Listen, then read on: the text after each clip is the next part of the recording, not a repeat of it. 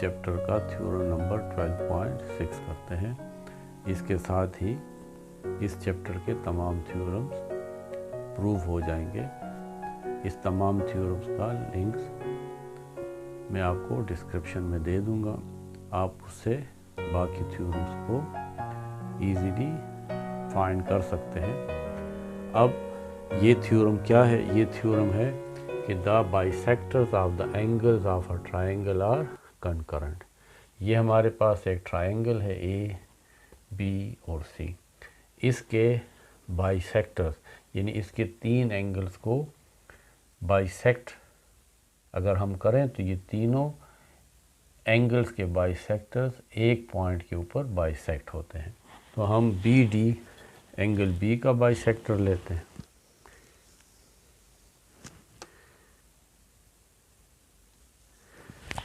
ये B D angle B को equal हिस्सों में डिवाइड करता है।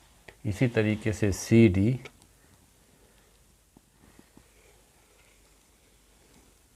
एंगल सी को बाइसेक्ट करता है और ये दोनों पॉइंट डी पे मिल रहे हैं। तो गिवन हमारा है B D is the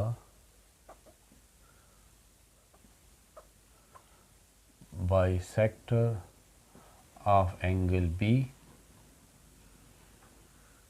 and CD is the bisector of angle C. Both bisectors intersect each other at D। ये दोनों बाइसेक्टर एक दूसरे को पॉइंट डी पे इंटरसेक्ट करते हैं, काटते हैं। जॉइंट डी टू ए, हम इस पॉइंट डी को ए के साथ भी ज्वाइन कर लेते हैं और अब ये प्रूव करेंगे कि ये जो ए डी है ये इस एंगल ए का बाइसेक्टर है। तो इससे फिर प्रूव हो जाएगा कि ये तीनों बाइसेक्टर पॉइंट डी में से गुजर रहे हैं, यानी ये तीनों बाइसेक्टर्स कंकरेंट हैं। Joint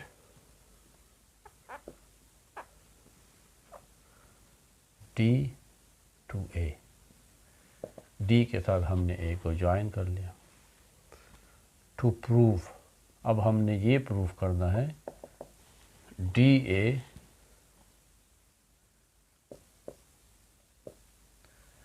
is the bisector of A. अब हम पॉइंट डी से बी सी के ऊपर एक परपेंडिकुलर ड्रा करते हैं। ड्रा डी के, इस परपेंडिकुलर का नाम है D K on B C. Draw D K perpendicular on B C. दूसरा परपेंडिकुलर ड्रा करते हैं डी एल।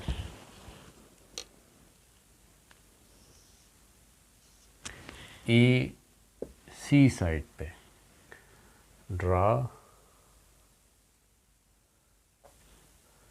डी एल, ये डी और ये L, D L perpendicular on A C. तीसरा परपेंडिकुलर डी एम, डी और एम ए बी पे draw करते हैं। Draw D M perpendicular on A B. अब proof,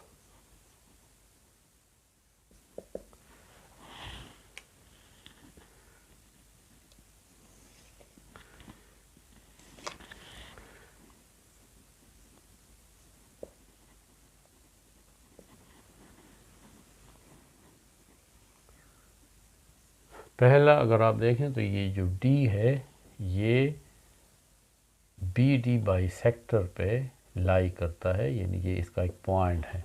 D lies on the bisector of angle B। ये D BD bisector पे लाई करता है, BD बाइसेक्टर पे मौजूद है। तो हमने थ्योरम 12.4 में प्रूफ किया था कि बाइसेक्टर पे जो भी पॉइंट होगा वो उस एंगल के आर्म से इक्वल डिस्टेंस पे होगा। तो क्योंकि BD बाइसेक्टर है और D इस BD बाइसेक्टर पे एक पॉइंट है, तो ये DM और DK ये कॉन्ग्रुएंट होगा, यानी ये डिस्टेंस और ये डिस्टेंस इक्वल होंगे। Therefore DK is congruent to DM।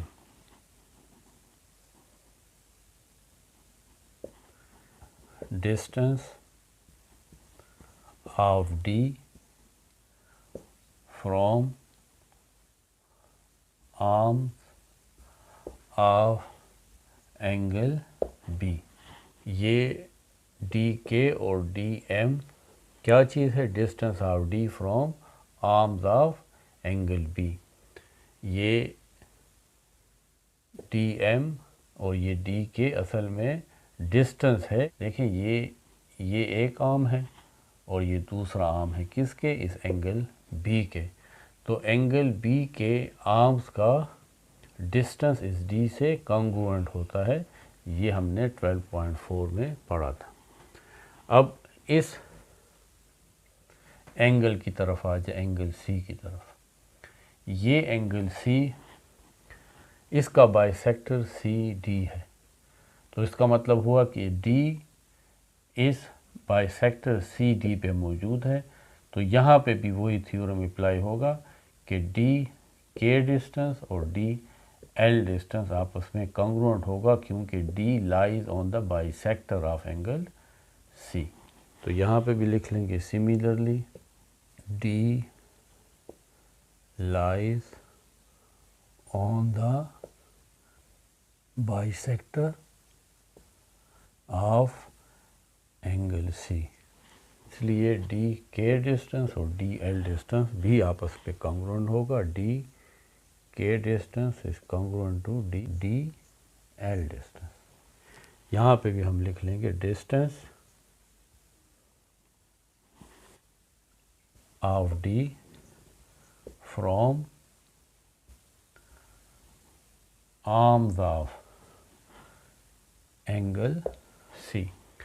ये DK डिस्टेंस और DL डिस्टेंस ये असल में डिस्टेंस है D और arm of the angle C। तो यहाँ पे भी 12.4 थ्योरम है कि जब बाइसेक्टर पे कोई पॉइंट हो तो उसका डिस्टेंस उनके आर्म से इक्वल होता है, क्योंकि एंगल C का एक आर्म ये है और एक आर्म ये है, और इस एंगल C का बाइसेक्टर CD है, और इस CD बाइसेक्टर पे ये D एक पॉइंट है। तो इस पॉइंट का इन आर्म से डिस्टेंस सेम होगा, वो हमने लिख लिया है। अब यहाँ पे आप इसको इक्वेशन 1 कह दें और इसको इक्वेशन 2 कह लें। अब आप देखें, अगर x y के इक्वल हो और x z के इक्वल हो, यानी y x के इक्वल है और z भी x के इक्वल है, तो फिर ये y और z भी आपस में इक्वल होगा। इसको हम ट्रांजिटिव प्रॉपर्टी कहते हैं। यहाँ पे भी वही सिचुएशन है, DK DM के भी इक्वल है और DK DL के भी इक्वल है। इसका मतलब हुआ कि DM और DL ये भी आपस में कॉन्ग्रुएंट हुए। इसको हम कह सकते हैं कि फ्रॉम इक्वेशन 1 and 2।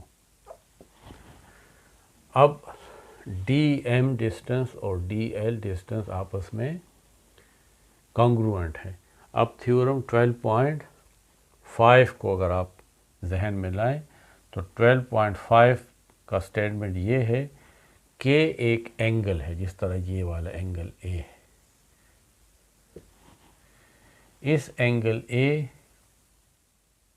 के इनसाइड एक पॉइंट है, यहाँ पे आप समझ लीजिए डी पॉइंट। अगर इस पॉइंट का इस आर्म से फासला और इस दूसरे आर्म से फासला एक हो, इस आर्म से फासला हम इसको डी एल कहते हैं और इस आर्म से फासला इसको हम डी एम कहते हैं। तो अगर ये फासला सेम हो तो फिर ये डी इस ए के बाइसेक्टर पे होगा, यानी डी ए डी पे होगा, ए डी फिर इसका बाइसेक्टर होगा। यहाँ पे भी वही सिचुएशन है कि जब डी एल और डी एम ये इस पॉइंट डी से देखें इक्वल डिस्टेंस के ऊपर है। यहाँ पे हमने प्रूफ किया है कि D M is congruent to D L.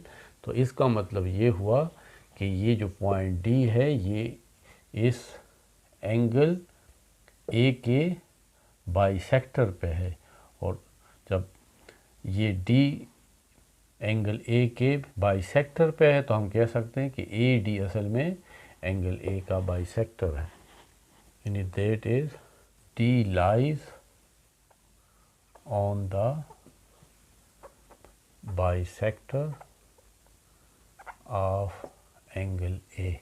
और अगर आप देखें तो A D bisector, C D bisector और ए डी बाइसेक्टर, तीनों में ये डी कॉमन है। इसका मतलब है कि ये तीनों बाइसेक्टर पॉइंट डी पे मिलते हैं, इसलिए ये तीनों बाइसेक्टर कंकरेंट है। और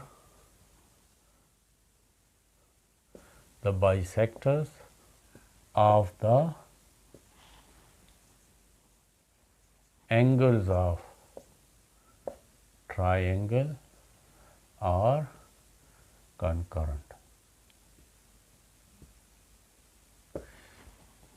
इस ट्रायंगल के तीनों एंगल्स के जो बाइसेक्टर हैं वो एक पॉइंट डी पे मिल रहे हैं, इसलिए ये तीनों बाइसेक्टर्स कंकरेंट हैं।